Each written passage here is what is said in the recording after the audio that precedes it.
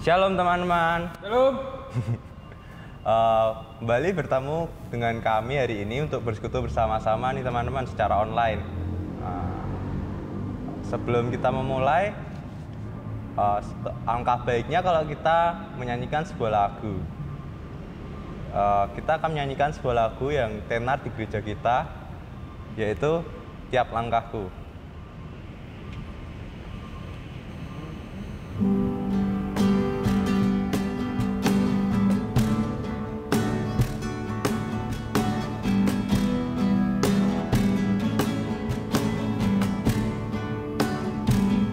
Tiap langkahku diatur oleh Tuhan, dan tangan kasih-Nya memimpinku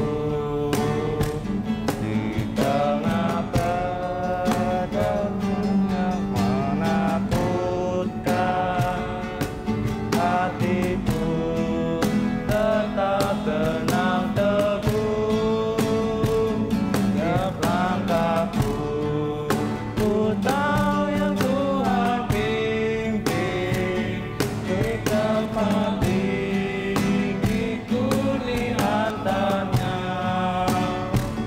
hingga sekali aku tiba di rumah Bapa surga yang bakal. Tiap langkahku diatur oleh Tuhan, dan tangan kasih-Nya memimpinku di tengah gelombang dunia menakutkan. Hatiku tetap tenang teguh. Tiap langkahku ku tahu yang Tuhan pimpin, di tempat tinggiku diantarnya, hingga sekali aku tiba di rumah Bapa surga yang bakal. Mari teman-teman kita berdoa bersama-sama. Terima kasih Tuhan atas penyertaan-Mu sehingga kami bisa bersama-sama bersekutu bersama, meskipun online. Kiranya Kau berkati persekutuan ini supaya dapat berjalan dengan baik. Maaf jika kami mungkin melakukan kesalahan saat bersekutu bersama. Kiranya Kau yang ampuni dan kiranya yang berkati setiap apa yang kami lakukan pada hari ini ya Tuhan. Terima kasih Tuhan. Dalam nama Tuhan Yesus kami sudah berdoa dan mengucapkan haleluya. Amin. Amin. Amin. Teman-teman, sebelum kita mendengarkan firman, mari kita nyanyikan lagu Hatiku Percaya.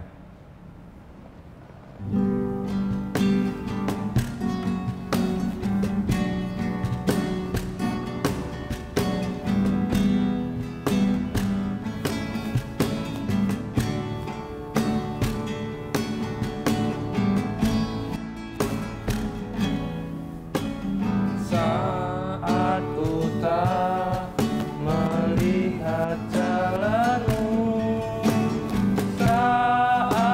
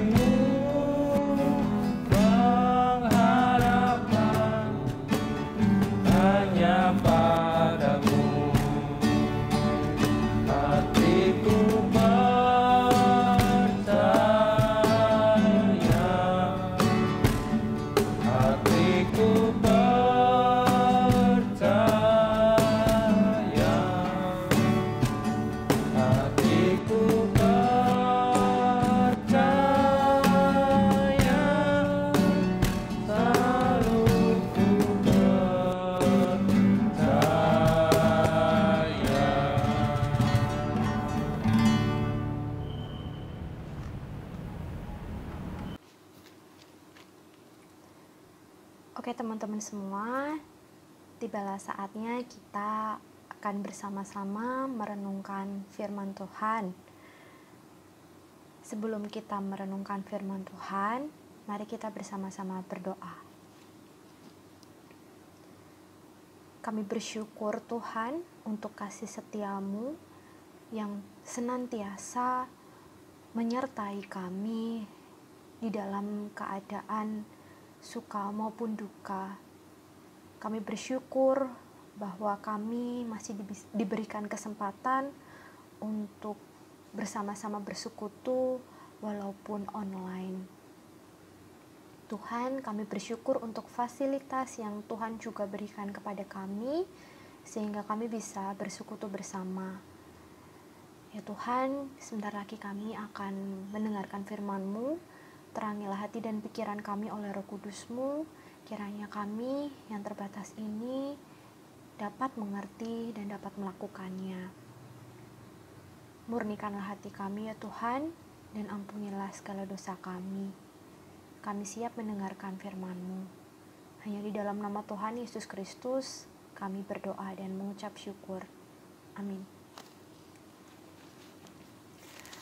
Oke teman-teman, pada hari ini kita akan sama-sama membahas firman Tuhan dengan tema percaya. Percaya itu adalah kondisi diri kita di saat memantapkan diri untuk yakin akan sesuatu atau seseorang, bahwa sesuatu atau seseorang itu adalah benar. Semoga paham ya teman-teman. Ya pada intinya kita yakin lah ya kalau percaya. Kita yakin kalau orang itu benar. Kita yakin kalau dia orang baik. Nah seperti itulah ya teman-teman. Biasanya kalau percaya itu juga dikaitkan sama sahabat atau pacar gitu ya. Aku percaya kok sama sahabatku. Aku percaya kok sama pacarku. Nah tapi biasanya nih ya, kalau sahabat atau pacar, ada saat dimana ketika sahabat ternyata di belakang menjelek-jelekan kita, atau pacar itu jadi melakukan sesuatu yang tidak kita harapkan, kepercayaan itu bisa aja hilang. Kita merasa kecewa gitu kan. Bisa jadi karena kita sudah dibohongi gitu istilahnya ya, sama sahabat atau sama pacar kita. Ya jadi kita susah untuk percaya dengan orang lain.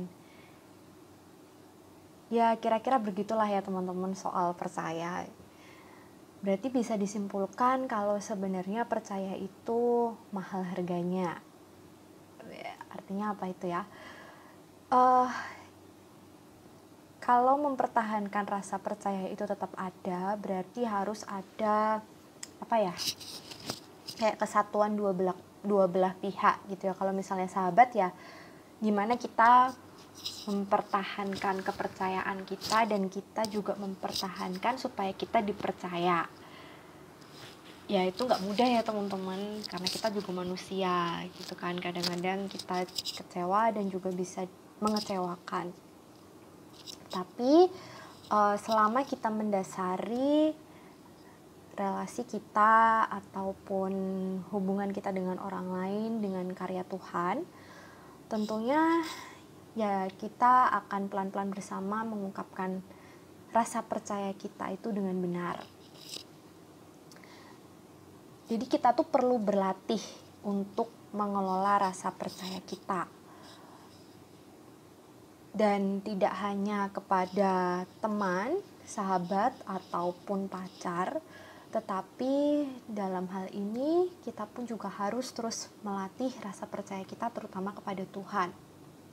Karena apa? Ya kalau manusia mengecewakan, Tuhan itu tidak akan pernah mengecewakan kita.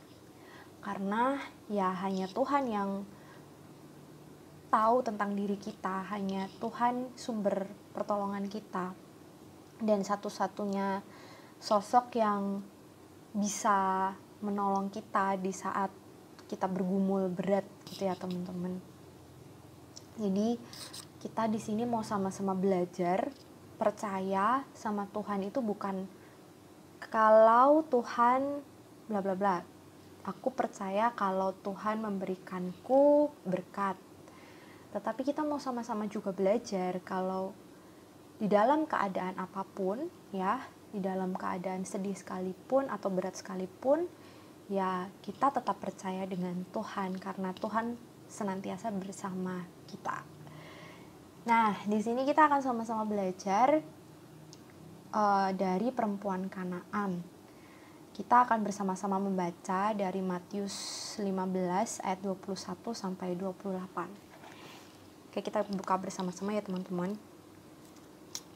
Matius 15 ayat 21 sampai 28 akan saya bantu bacakan. Judul perikopnya adalah Perempuan Kanaan yang Percaya. Lalu Yesus pergi dari situ dan menyingkir ke daerah Tirus dan Sidon. Maka datanglah seorang perempuan Kanaan dari daerah itu dan berseru, "Kasihanilah aku ya Tuhan, anak Daud, karena anakku perempuan kerasukan setan dan sangat menderita." Tetapi Yesus sama sekali tidak menjawabnya. Lalu murid-muridnya datang dan meminta kepadanya, "Suruhlah ia pergi. Ia mengikuti kita dengan berteriak-teriak." Jawab Yesus, "Aku diutus hanya kepada domba-domba yang hilang dari umat Israel." Tetapi perempuan itu mendekat dan menyembah Dia sambil berkata, "Tuhan, tolonglah aku." Tetapi Yesus menjawab, "Tidak patut mengambil roti yang disediakan bagi anak-anak dan melemparkannya kepada anjing." Kata perempuan itu, "Benar Tuhan," namun anjing itu makan remah-remah yang jatuh dari meja tuannya. Maka Yesus menjawab dan berkata kepadanya, "Hai ibu, besar imanmu, maka jadilah kepadamu seperti yang kau kehendaki." Dan seketika itu juga anaknya sembuh. Teman-teman perlu kita ketahui dulu ya bahwa orang Kanaan itu bukan orang Yahudi dan tidak termasuk orang Israel. Dan pada saat itu orang Kanaan itu termasuk keturunan yang kafir gitu ya. Jadi bisa jadi perempuan itu juga dianggap sebagai salah satu keturunan yang dikutuk. Dan memang itu kayak stigma masyarakat pada zaman itu. Jadi orang Kanaan itu disisihkan gitulah ya istilahnya. Nah, tetapi beberapa kali Yesus memang melakukan mujizat itu tidak hanya kepada orang Yahudi saja, tetapi juga Tuhan melakukan mujizat ataupun penyembuhan itu juga sebenarnya membuka kesempatan agar ada satu relasi percakapan iman antara orang yang dianggap kafir pada zaman itu dengan Yesus. Jadi di sini menarik ya teman-teman bahwa sebenarnya orang Kanaan ini juga ya bisa dianggap orang yang hina gitulah, tapi dia berani untuk datang kepada Yesus untuk meminta pertolongan. Nah, di ayat 22 kita lihat bersama ya bahwa perempuan tersebut memohon belas kasih Yesus dan menyebut Yesus sebagai Tuhan dan anak Daud. Berarti dari situ bisa kita simpulkan bahwa perempuan itu percaya bahwa Yesus adalah Mesias. Padahal dianggap orang kafir ya waktu itu. Dan memang inilah yang harus kita pegang ya sampai saat ini, bahwa hanya satu-satunya Yesus adalah satu-satunya juru selamat gitu. Bisa dilihat di ayat 22 tadi, perempuan tersebut hanya bilang, "Berilah belas kasihanmu." Jadi hanya memohon belas kasih saja, nggak membatasi Tuhan Yesus dengan memintanya untuk melakukan ini itu gitu. "Tuhan tolong," secara gamblang gitu ngomong, "Tuhan tolong sembuhkan," atau "Tuhan tolong dong ini anakku bla bla bla." Jadi pokoknya kayak meminta, menginstruksikan gitu enggak ya, tapi perempuan itu hanya memohon belas kasih saja.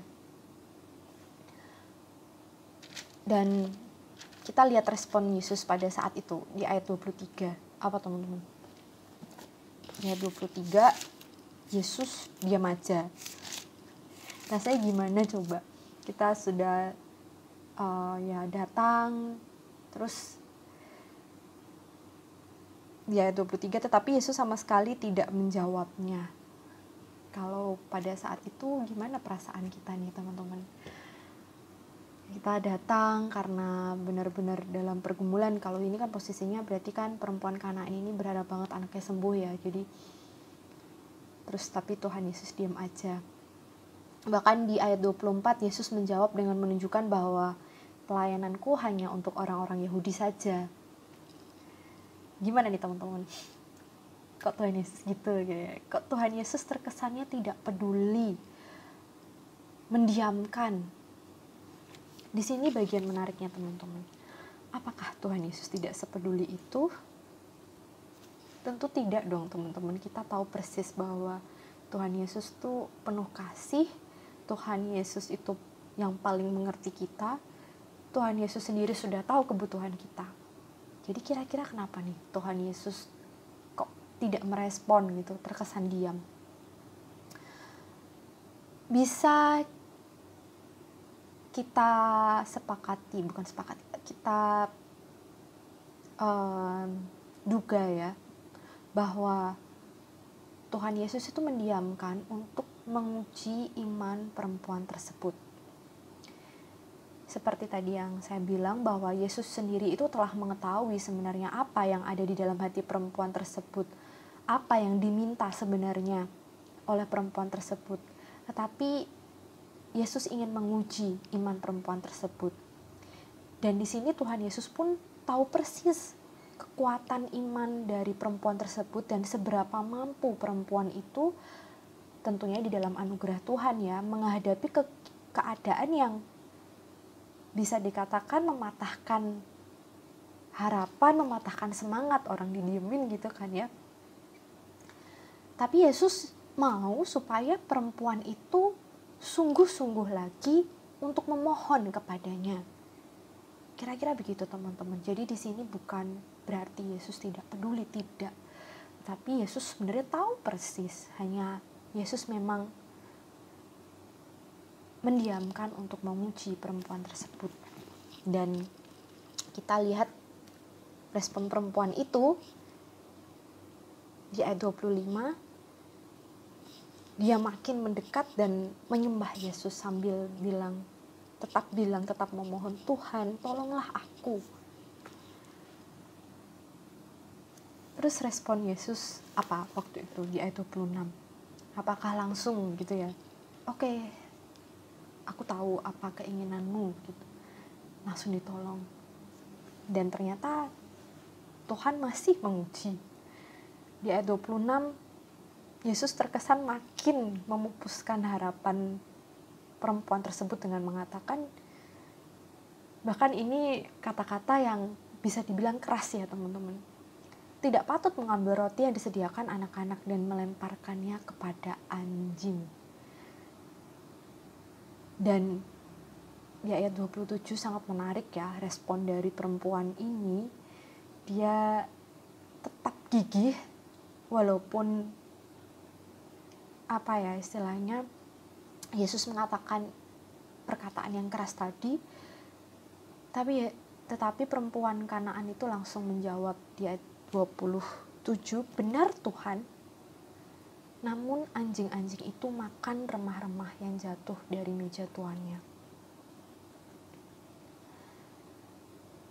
Wow. Jadi di sini kita bisa lihat bahwa betapa rendah hati perempuan tersebut dan tidak tersinggung ya. Perempuan tersebut sangat mengerti keterbatasannya, sangat mengerti sebenarnya memang betapa hina dia, dan dia pun tidak melawan dan tidak menunjukkan pembelaan gitu ya. Kok Tuhan mengatakan seperti itu, tidak, tetapi dengan rendah hati ia mengatakan benar Tuhan, dan aku masih punya kesempatan untuk itu, walaupun aku hina, walaupun aku ini memang tidak dianggap. Dan sebenarnya memang kita itu hina, teman-teman, di hadapan Tuhan kalau dipikir ya. Enggak, memang nyata kita itu berdosa, kita manusia yang tidak luput dari kesalahan, dan sebenarnya kita memang tidak layak. Kita ini manusia yang sangat membutuhkan belas kasih Tuhan. Tanpa Tuhan yang melayakkannya itu kita tidak layak, teman-teman. Dan di sini adalah kita bisa melihat, bisa mencontoh bentuk kerendahan hatian dari perempuan Kanaan itu. Dan di ayat 28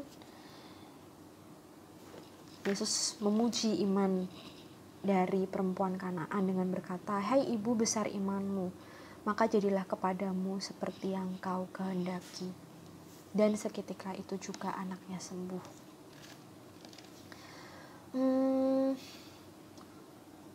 Memang ya teman-teman, kadang-kadang ketika kita di dalam keadaan yang sangat terpuruk, ya keadaan saat inilah ya, pandemi gak selesai-selesai, sampai kapan Tuhan gitu kan ya. Mungkin juga ada teman-teman yang merasa kecewa karena keadaan keluarga, atau karena tidak bisa bertemu dengan teman-teman, atau mungkin di saat seperti ini harusnya 17-an itu meriah ya teman-teman, apalagi umur 75 itu kan angka yang bagus. Tetapi kita harus merayakannya di tengah pandemi.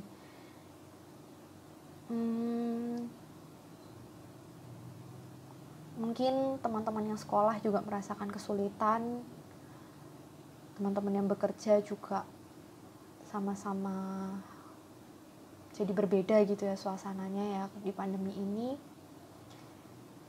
Oh ya, mungkin teman-teman yang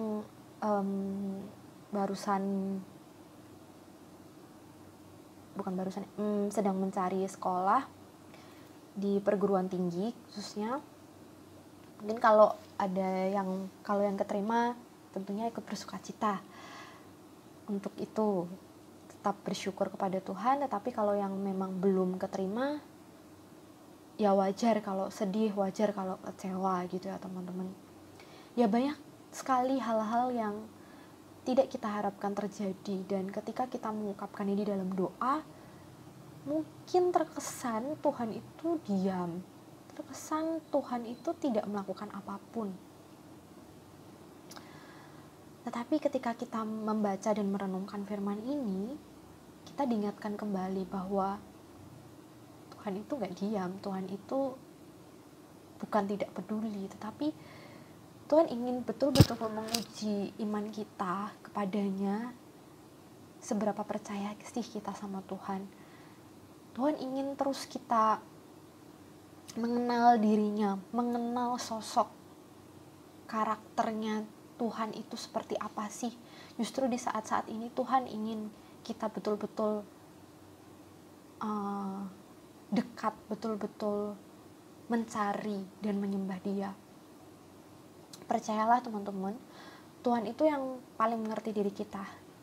Pokoknya saya akan selalu mengingatkan bahwa hanya Tuhan yang paling mengerti diri kita. Bahkan orang terdekat kita pun, orang tua kita pun kadang-kadang tidak mengenal diri kita gitu ya.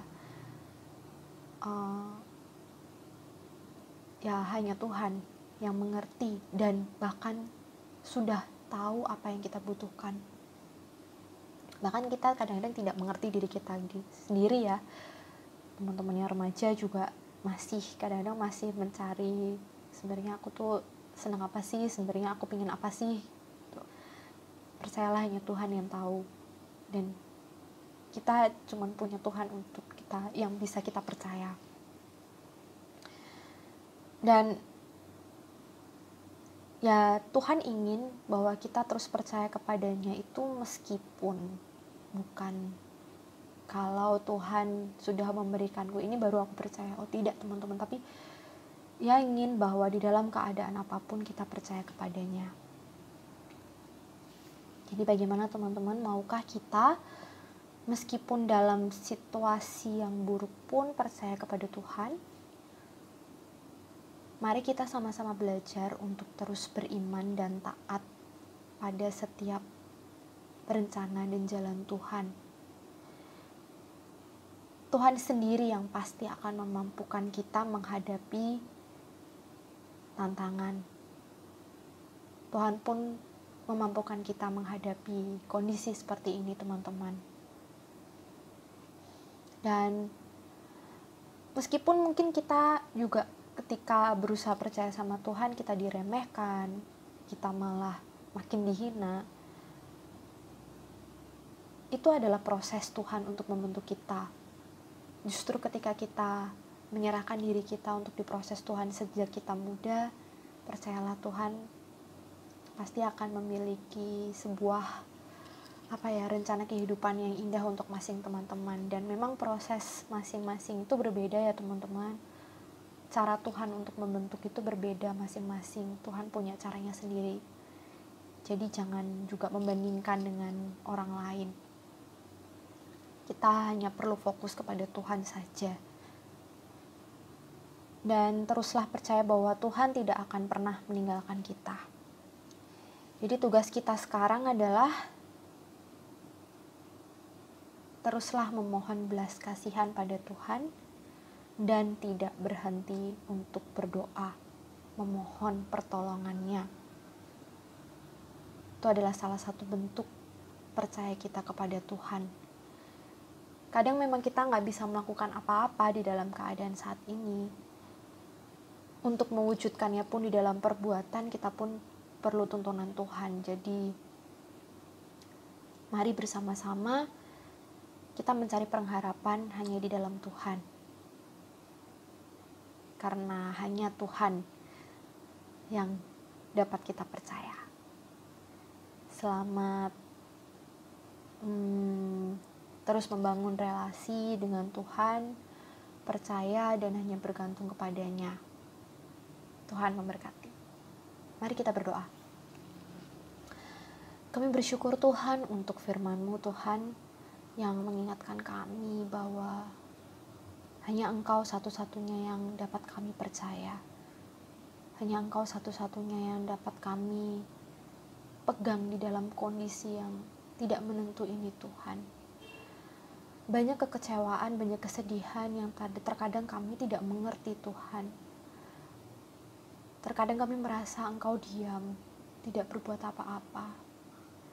Tapi kami mau belajar bersama Tuhan Yesus. Kami mau percaya bahwa Engkau sudah terlebih dahulu mengerti kami. Engkau bekerja di dalam segala peristiwa kehidupan kami. Dan di dalam saat pandemi ini pun kami percaya bahwa Engkau yang senantiasa melindungi kami. Untuk itu Tuhan, kami mau terus memohon belas kasihan-Mu dan pertolongan-Mu.